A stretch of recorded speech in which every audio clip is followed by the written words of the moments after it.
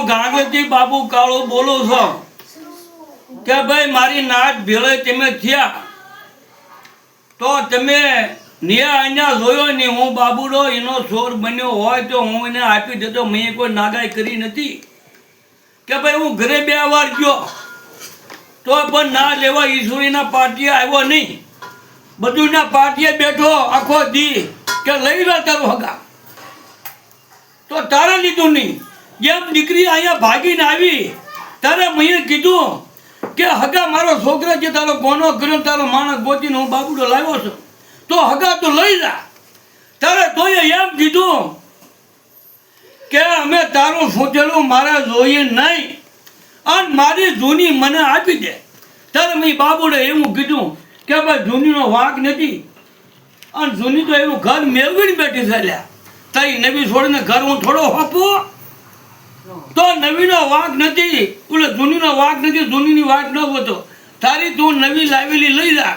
મારી નાત કે એ હું ખાડું ખાઈ લઈશ અત્યારે તું લઈ જા. તારે 2 દી સુધી મેં ફોન કર્યા પણ કોઈ વાત એને ફેરવી નહીં મારી નાત કે મારે તારું બગાડેલું જોઈએ નહીં. આવી કાળીએ મારી હામી વાત માંડી.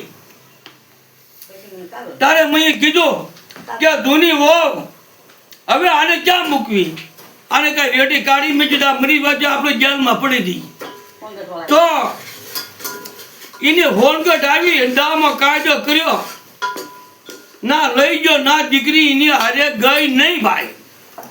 ના દીકરી પોલીસ વાળા પાછી મારા ઘરે મૂકી ગયા. મેં મારી વહુને જૂની વહુને કાગળ માંડી દીધું કે ભાઈ આ ઘરની સાવી તારા હાથમાં રહે છે, બાકી નવીને દાઢી કરીને તને ખવડાવવું પડે. આવો મારો બાબુ કાવનો કાયદો મારી નાટ અને આજ નાતીલા ભેગા થયા છે. વાંધો નહીં, ભરી લેજો દીકરો, કાંઈ વાંધો નહીં.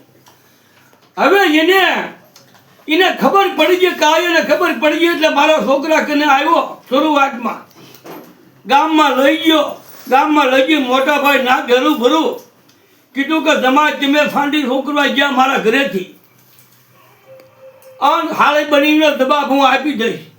ના મારા છોકરા હારે સમાધાન કરી પાછો કાળીએ હેવાયો કરી દીધો રામધરીમાં. અને કાળીએ એવો દગો માંડ્યો કે હવે 3 લાખ રૂપિયા મારા છોકરા કંઈ લઈ ગયો.